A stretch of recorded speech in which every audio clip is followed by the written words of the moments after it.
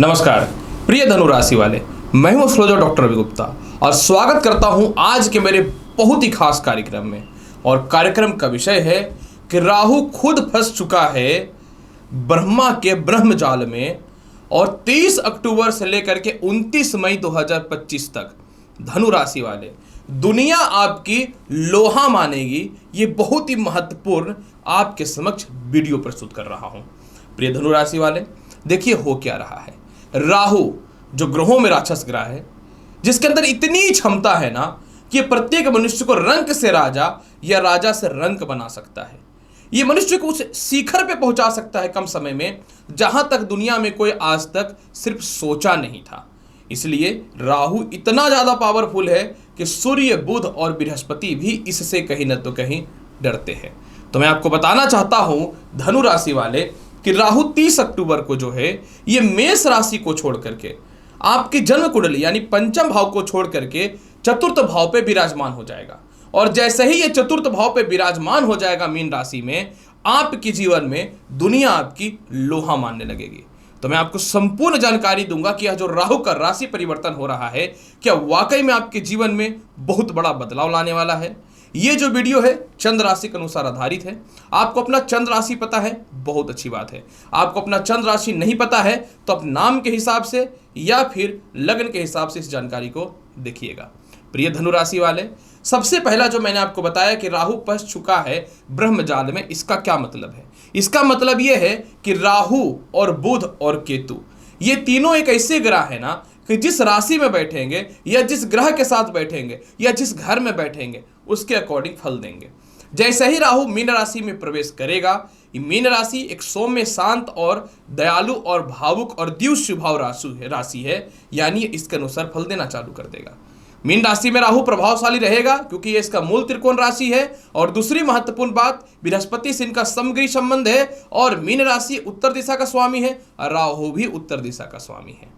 जैसे ही राहु मीन राशि में बैठेगा, आपके जीवन में क्या बदलाव होगा, यह जानकारी देने से पहले मैं आपको यह बता दूं कि जब राहु आपके 18 महीने पहले तक मेष राशि में गोचर कर रहे थे तो पंचम भाव पे गोचर कर रहे थे। जब ये पंचम भाव पे गोचर कर रहे थे तो इनकी सूर्य की दृष्टि सिंह पे और नीच दृष्टि धनु पे भी दृष्टि पड़ी हुई थी। यही कारण है कि पिछला जो 18 महीना आपके जीवन में रहा, संतान पक्ष को लेकर के परेशानी, लॉटरी, सट्टा, शेयर मार्केट में व्यर्थ का इन्वेस्टमेंट, गलत प्रेम संबंध, मेंटल अस्थिरता, संतान के कारण धन की हानि, सीनियर अधिकारियों से डिमोशन, सीनियर अधिकारियों से बदनामी, डिप्रेशन और इसके अलावा आपके कर्म क्षेत्रों में गलत आरोप का भी शिकार मिला। सिर्फ यही नहीं, जब ये मेष राशि में था तो बड़े से बड़े इंटरव्यू हो या बड़े से बड़े रिजल्ट में आप फेलियर होते चले गए। यहाँ करियर का कुछ ठिकाना नहीं था तो फिर फायदा क्या। हाँ, एक बात अवश्य बोलूंगा, 18 महीने में राहु मेष राशि में बैठ करके आय स्थान को देखता था तो आय स्थान यानी पैसे कहने तो कहीं से आ जाते थे, परंतु वो पैसा का कैलकुलेशन या लाइफ का कैलकुलेशन बेहतर 18 महीने से नहीं चला। ऊपर से शनि की 7.5 भी आपके ऊपर टूट पड़ी हुई थी, जिसके कारण और तनाव और डिप्रेशन का दौर तो रहा ही, बाकी ये शनि के 7.5 गलत रिलेशनशिप भी करा रखा था और इसके अलावा जो है भाई बहनों से धन का नुकसान भी करा करके रखा था, मतलब कंगाल बना करके रख दिया था। अब यहाँ पे जैसे ही राहु जो है ये मीन राशि में प्रवेश कर रहा है, आपके जीवन में कर्म क्षेत्र को देखेगा मित्रगत राशि कन्या को, अतः नए नौकरी व्यवसाय के योगों में वृद्धि है। जो संपत्ति या प्रॉपर्टी सालों से नहीं बिक पा रहा था वो बिकना चालू हो जाएगा। अगर आप ससुराल पक्ष में हैं और घूट घूट के अपनी जिंदगी जी रहे थे तो चलो ये स्थानांतरण भी करवा देगा, इस बात की 100% सियोरिटी मैं दे रहा हूं। कर्म क्षेत्र में दृष्टि पड़ने के कारण आपके पिता से तालमेल अच्छा होगा। पिता की संपत्ति, पिता का व्यापार और पिता का साथ प्रॉपर मिलना चालू हो जाएगा। आपके अंदर छल कपट नहीं है ना, लेकिन ये द्यू स्वभाव में राशि में बैठने के कारण राहु आपको चालाक, होशियार और अपने स्वार्थ के लिए जीने वाला बना देगा। मुझे इस बात का कोई दुख नहीं है क्योंकि आज के टाइम पे इतनी भावुकता और दयालु स्वभाव आपके अंदर है कि आप ऐसे ही रोड पे आ जाते हैं। अगर इसमें थोड़ी चालाकी हो जाए, थोड़ी आपकी होशियारी हो जाए, मुझे इस बात का कोई दुख नहीं है, बल्कि और आप फ्रॉड करिए और चतुर बनिए और छल करिए, मुझे कोई दुख नहीं है क्योंकि आपका जिंदगी जो है बदलने वाला है। इसके अलावा धनु राशि वाले जैसे ही ये कर्म क्षेत्र में देखेगा, जिनके सालों से नौकरी व्यवसाय हो ही नहीं रहे थे, अस्थिरताएं बढ़ी हुई थी जिंदगी में, वो तो सफल होगा ही होगा, और घर के जो कीड़े बने हुए थे या किसी कारण से भी घर दूर जा करके आप व्यापार या नौकरी में सफल नहीं हो पा रहे थे ना, इस बात की भी गारंटी है कि राहु कर्म क्षेत्र का आपको सफलता तो देगा और चतुर्थ भाव में बैठने के कारण घर से दूरी भी बनाना चालू कर देगा। इसके अलावा जो है धनु राशि वाले, क्योंकि मैं बोला हूं दुनिया तुम्हारी लोहा मानेगी, इनका द्वादश स्थान पर दृष्टि पड़ने के कारण जो राहु पंचम भाव में बैठ करके थोड़ा कर्जदार बनाया था, अब कर्ज की मुक्ति भी करेंगे। विदेश यात्रा के लिए समय बहुत ही बेहतर है। व्यर्थ के केस मुकदमे या गलत आरोप या गलत विवाह या गलत प्रेम संबंध के कारण जो अब 1.5 सालों से परेशान थे ना पिछला, इससे आपको बचाना चालू कर देगा।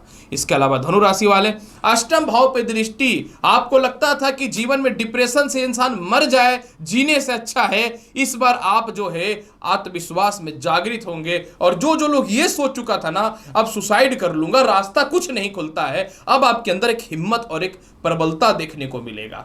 इसके अलावा धनु राशि वाले, जैसे ही इनकी अष्टम भाव पे पंचम दृष्टि जाएगी, आप समझ नहीं सकते हैं, व्यर्थ का सरकार के पास पैसा फंसा हुआ था, व्यर्थ का जो रोक रखा था वो मिलना चालू हो जाएगा। भूमि मकान वाहन संपत्ति का लाभ मिलेगा। खास करके जो व्यक्ति राजनीतिक में, प्रशासनिक में, बैंकिंग में, खेल कूद में, लॉटरी सट्टा, शेयर मार्केट में, इलेक्ट्रॉनिक्स में, मादक पदार्थों से रिलेटेड, या फिर जो व्यक्ति कहीं ना तो कहीं संपत्ति से रिलेटेड काम करता है, आपकी बल्ले बल्ले हो रही है, इस बात की सियोरिटी में दे रहा हूं। ग्रहों का प्रभाव इस प्रकार का पड़ रहा है। इसके अलावा धनु राशि वाले, क्योंकि राहु का अष्टम भाव में दृष्टि पड़ने के कारण जो है, जो अव्यर्थ के प्रेम बदनाम में परेशान थे, वह ठीक होना चालू हो जाएगा। सबसे बड़ा बात ना, जो आप सीधे होते हैं, दयालु होते हैं, भावुक होते हैं, जिसका नाजायज फायदा लोग उठाता है ना, वो ससुराल पक्ष का ही लोग क्यों ना हो या खुद का ही घर का लोग क्यों ना हो, आपको बताना चाहता हूं एक ऐसा समय है कि इस बार जो है आपके घर वाले आपके पीछे क्यों ना पड़ जाए, आप अपना देखने वाले रहेंगे। ससुराल पक्ष से रिलेटेड जो भी परेशानियां हैं, केस मुकदमा डिस्टर्बेंस, इसको तो ठीक होगा ही होगा। कुछ हद तक ये सेपरेशन को ठीक करेगा, वैवाहिक जीवन को भी ठीक करना चालू कर देगा। हाँ, चतुर्थ भाव का राहु माता से कलेश कराएगा, मतलब अगर आप पूरी तरह माता की तरफ फोकस करोगे तो दिक्कत आ सकता है, माता की तरफ से धन की नुकसान करा सकता है। अतः अपने पैसे बचा करके घर वाले को देखना बहुत जरूरी होगा। यह बात तो कड़वा सच्चाई है कि अगर आपके पास 10,000 है तो आप 10,000 तो किसी को नहीं दोगे, खुद का पेट कैसे चलेगा। यानी राहु आपको इस मामले में भी सफल करेगा। हाँ, कुछ आपके अंडर में जो काम कर रहे हैं या पॉलिटिक्स या प्रशासन में कुछ आपकी बदनामी चारों तरफ ख्याति फैल सकती है। कुछ लोग आपको ठग करके 18 महीने आने वाले में ज्यादा प्रॉपर्टी में पैसे इन्वेस्टमेंट करा सकता है, महंगी गाड़ियों की तरफ आपको लेके जा सकता है। दूसरों के झल्लावे में 18 महीने तक मत आइएगा, और नहीं तो कमा करके दूसरों के कहने पे नुकसान कर देंगे, तब तो राहु आपको अपने ट्रैप में ले ही लेगा। अरे ग्रह तो किसी के बाप का नहीं है, तो भगवान का भी नहीं हुआ है, इंसान है हम लोग, इंसान। इसीलिए ग्रहों के चक्कर में पड़ने से अच्छा है कि 18 महीने में दौलत शौहरत कमा करके रख लो। इन्वेस्टमेंट में राहु जब तीसरे भाव में जाएगा 1.5 साल के बाद कुंभ में, तब आप कर देना ये पैसे बचाने का। मतलब मैं बोलूंगा 18 महीने कोई भी इन्वेस्टमेंट करने से आपको बचना चाहिए। करो अपने औकात और अपने कैपेसिटी के अनुसार करो, ज्यादा मत खर्च कर देना, नहीं तो राहु आपको डिस्टर्ब भी कर सकता है। कर्म क्षेत्र का राहु खोया हुआ सम्मान आपका कर्म क्षेत्र में वापस लाएगा। कर्म क्षेत्र का राहु आपका सम्मान या कैरेक्टर जो कर्म क्षेत्र में खराब हुआ तो पुनः ठीक होगा, और नौकरी व्यवसाय के रास्ते खुल रहे हैं। बस 3-4 चीजों पे फोकस कर लेना है। घरेलू पक्ष में ज्यादा खर्च नहीं करना है, दूसरों के चक्करों में मोटे इन्वेस्टमेंट नहीं करने हैं। इसके अलावा व्यर्थ की संपत्ति या वाहन में पैसे नहीं उड़ाने हैं, और अगर विदेश भी जाना पड़े पैसे कमाने के लिए तो घर का मोहमाया मत करना, सीधे निकल लो, मोटा पैसा दे देगा। इसलिए दुनिया को अपनी ओर लोहा मनवाना है तो ये काम तो आपको करना पड़ेगा। उपाय के तौर पे क्या करना चाहिए? पीले हल्दी, हल्दी तो पीला ही होता है, हालांकि काला हल्दी भी होता है, पीले हल्दी का तिलक लगाना चालू कर दो, थोड़ा चंदन मिला करके, केसर मिला करके भी। इसके अलावा हनुमान चालीसा का पाठ जितना आप करोगे ना, उतना ज्यादा आपके लिए बेनिफिट रहेगा। और एक बात मैं बताना चाहता हूं, प्रत्येक सोमवार के दिन जो है आप भगवान शिव के शिवलिंग पे या तो जल और दूध चढ़ा दो, नहीं तो नारियल के लड्डू का भोग लगा दो। आप देखो जिंदगी कितना बढ़िया जाने वाला है धनु राशि वाले। बस मैं जो बोल रहा हूं या जो चेतावनी दे रहा हूं, इस और ध्यान देना है और अपने आप को मजबूत कर लो कि मुझे लाइफ में कुछ करना है।